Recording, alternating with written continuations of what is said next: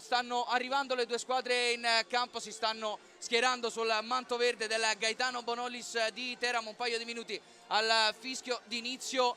Calcio di rigore, arriva con un attimo di ritardo Umberto Musso sulle gambe dell'avversario. Funziona il pressing della Ravenna. Andiamo a rivedere con lo scarico di Enrico. Bravissimo qui Francesco Dorsi ad attaccare con aggressività quel pallone, ad anticipare Umberto Musso, che poi non può certo smaterializzarsi, non può far altro che toccare l'avversario. Rigore che chiaramente è netto.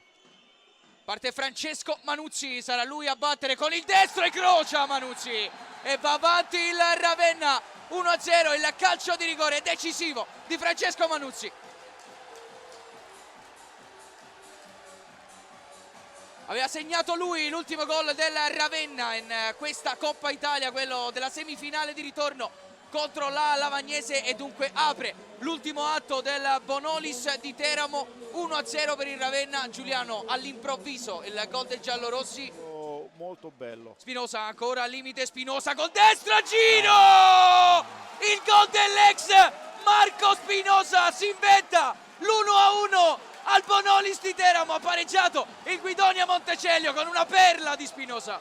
Grandissimo gol, grandissima la preparazione, già sapeva che voleva andare a cercare quel tiro lì, lui poi ha le capacità balistiche, tecniche per fare quella giocata, e grandissimo veramente il gol.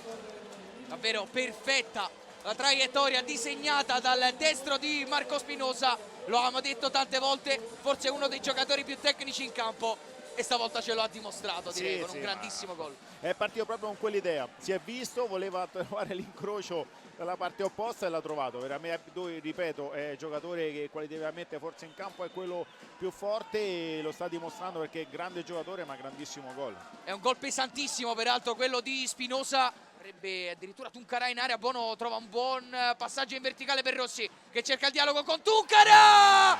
Si gira Tuncarà e batte Galazzi. Completa la rimonta il Guidonia al 63esimo minuto con il gol di Mamadou Tuncarà. Bellissima combinazione tra due attaccanti, Rossi per Tuncarà, e Tuncarà fa vedere tutte le proprie capacità perché aveva capito che poteva calciare, è stato bravissimo nel controllo e girarsi subito, e ha preso in controtempo il portiere.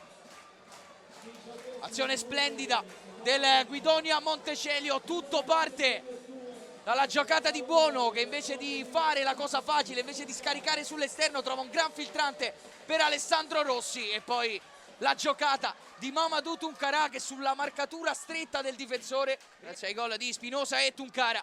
E attenzione al pallone dentro per Zagré, si distrae la difesa del Guidonia e pareggia il Ravenna. Torna tutto in equilibrio al Bonolis di Teramo, ha segnato Abdel Zagré. Abbiamo detto, non ci stancheremo mai di dirlo, le palle inattive e i dettagli fanno la differenza, e in questo caso calcio d'angolo battuto benissimo e gol di testa, un'elevazione importante e gol del pareggio.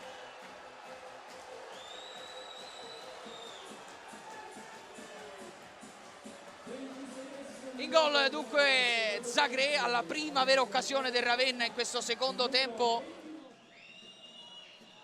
In corsa non lunghissima per Umberto Musso, che va con il destro, Musso sul palo. In corsa breve ancora, guida con il destro, spiazza Guerrieri, e per la prima volta nella sua storia il Ravenna conquista la Coppa Italia Serie D.